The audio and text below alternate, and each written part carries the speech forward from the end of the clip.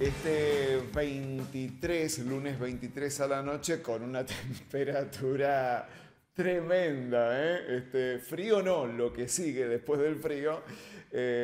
Hubo una serie de rituales, celebraciones, donde confluye la herencia ancestral de los pueblos originarios y la herencia hispánica, que también tenemos quienes vivimos en este suelo. Y quien nos lo va a contar es el antropólogo que está de regreso hoy aquí en Pelado Stream, y se lo agradecemos mucho, Alejandro Salazar. ¿Cómo te va, Ale? Buen día. Hola Dani, buen día. Bueno, gracias por volver y feliz año nuevo.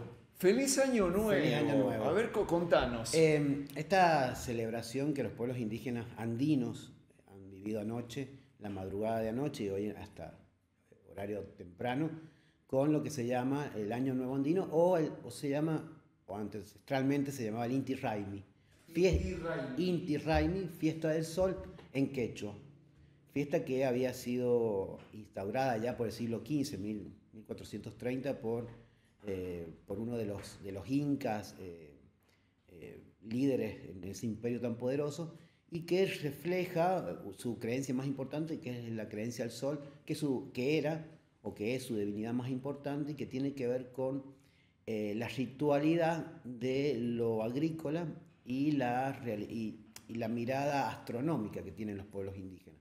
Es decir, cómo ellos entendían el plano astronómico, el alejamiento del sol, en realidad el alejamiento de la Tierra sería en aquel momento otra mirada, y el invierno como un momento de frío, de miedo, esa idea de que el sol no va a volver. Entonces se hacía una celebración, un ritual de rogativa, se les llama en algún punto, donde se le pedía al sol que volviera. Que volviera. Entonces se considera en la jerga popular como la noche más larga, la del 23 a la noche. Y algunos astrónomos, con mucha más precisión, bueno, es el 21 de junio cuando comienza el invierno.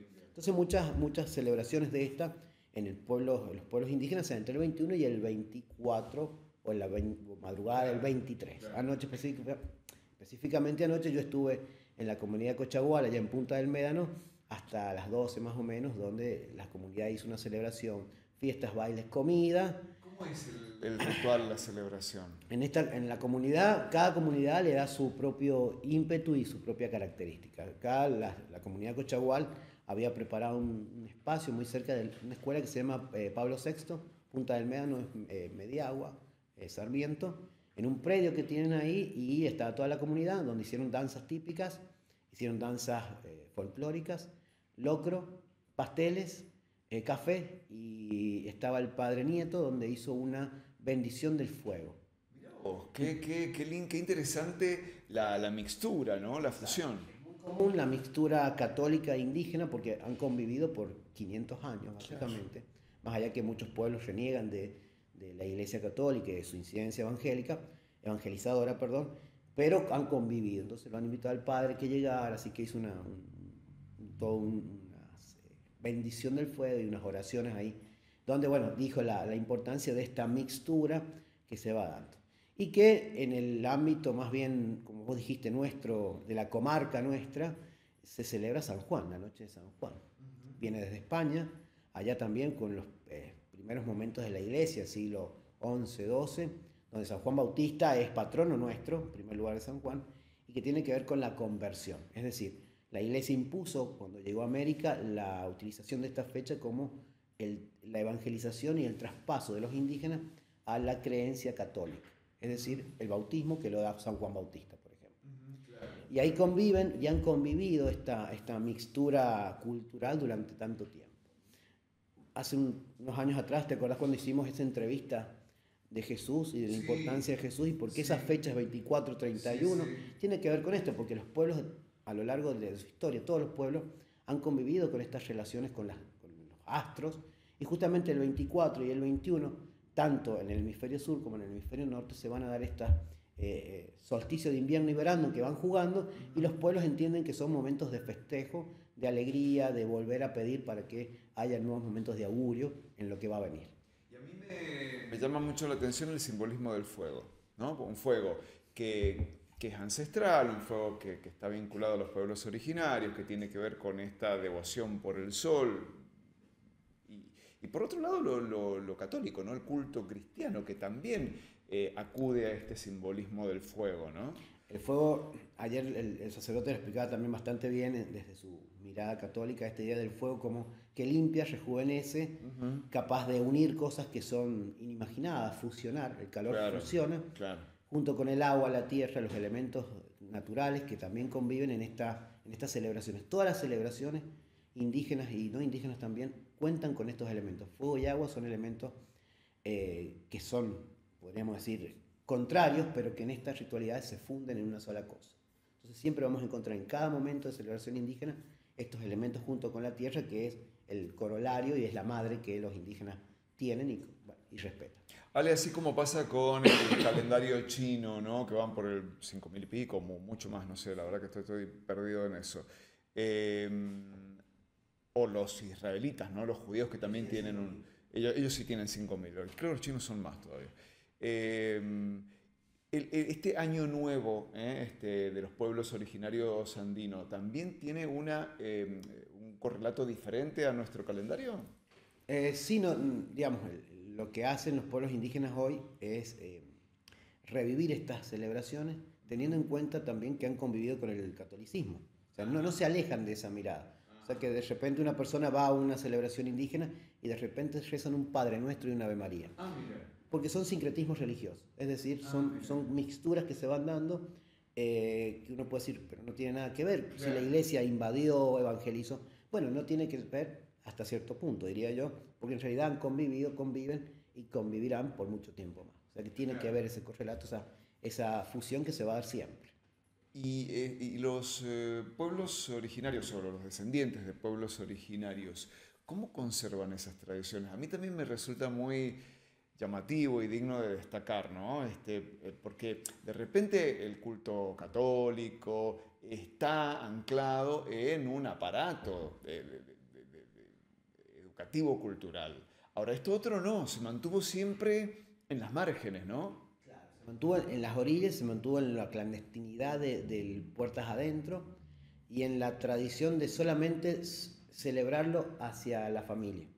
Es decir, la única forma de resistencia indígena que existió después de la conquista española fue, bueno, lo que vamos a hacer va a ser hacia adentro, la lengua la vamos a hablar hacia adentro y los valores lo van a seguir manteniendo los viejos, los ancianos, no tiene nada malo ser viejo, sino los ancianos, y ellos van a reproducir esto pero en silencio. Por eso muchas veces los indígenas o los jóvenes indígenas les cuesta mucho salir, su forma de ser es muy introvertida, porque bueno, esa forma de preservar las cosas hacia adentro también ha convertido a eso a los pueblos indígenas. Claro. Hoy, después de 40, 50 años, los pueblos indígenas tienen la forma de expresarlo hacia afuera, de mostrarlo como lo vemos en los medios de comunicación.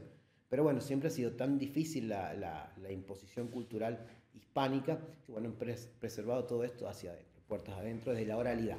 Por eso no hay nada escrito, es todo oral. Y ahí quería llevarte, ¿no? Porque en algún punto, me acuerdo haberlo hablado con alguna persona perteneciente a los descendientes de Huarpes, y nos decían, claro, no hay una tradición escrita, es toda oral, lo cual no la hace menos legítima. No la hace menos legítima. Y tampoco tenemos que entender que las tradiciones se mantienen siempre cristalizadas, sino que van cambiando. Digamos, las personas cambiamos, las culturas cambiamos, entonces también se van modernizando o cambiando, se le agregan cosas, se le sacan cosas, porque también es parte de los rituales, digamos. No es que decimos, bueno, este es indígena porque se viste de esta forma.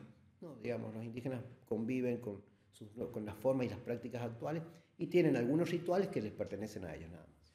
Dijiste recién un periodo de 40, 50 años como una etapa de rescate o de reivindicación de esta cultura. ¿Qué pasó en el medio? ¿Qué fue lo que sucedió hace 40, 50 años que cambió este silencio? Primero tenemos los estados nacionales que asumieron la responsabilidad de entender que los pueblos indígenas estaban previos a ellos, es decir, la Carta Magna nuestra, reformada en el 94, establece en su articulado 75, inciso 17, que los pueblos indígenas son previos al Estado-Nación. Por lo tanto, se les reconoce una serie de derechos, entre ellos la educación, la tierra, el agua y la cultura. Todo esto que en los últimos gobiernos se ha trabajado, pero no se ha terminado de lograr. Hoy sabemos que los pueblos indígenas con este nuevo gobierno están pasando bastante mal porque todos esos derechos han sido totalmente vulnerados. Sí, el tema de las tierras. El tema de las tierras, el INADI, sí, perdón, el tema de la educación intercultural bilingüe, por ejemplo, que ha ido bajando y ya no existe. Pero bueno, son derechos que son constitucionales. La reivindicación de la conquista del desierto. Exacto. También. Esta nueva mirada que se da, que Sí.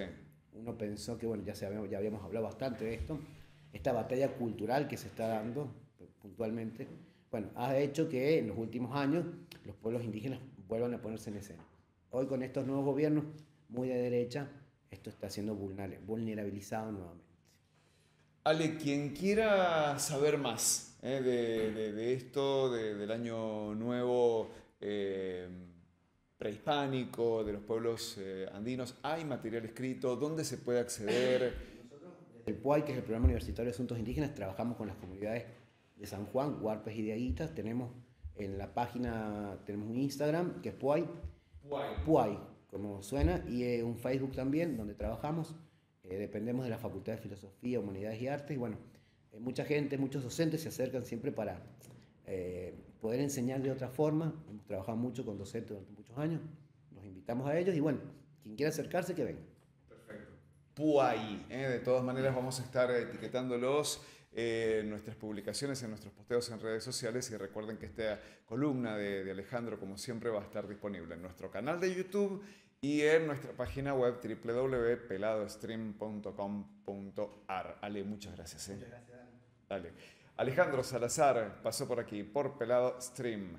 Vamos a hacer una pausa y atención porque al regreso vamos a retomar un tema que poníamos ayer en el aire con la palabra del vicepresidente del EPRE, Roberto Ferrero, que ratifica que la Municipalidad de Caucete le adeuda 550 millones de pesos a DEXA, la empresa de energía eléctrica, monto que la intendenta rechaza y que ha llevado a la justicia para resistir el pago, desconociendo el peritaje también técnico del EPRE. Hubo una interpelación la semana pasada muy ruidosa. Vamos a recibir ahora en nuestro estudio a uno de los concejales de la oposición a la intendenta, que bueno, tiene una mirada muy crítica respecto de la situación que se está viviendo ahí en el departamento del Este. Ya volvemos.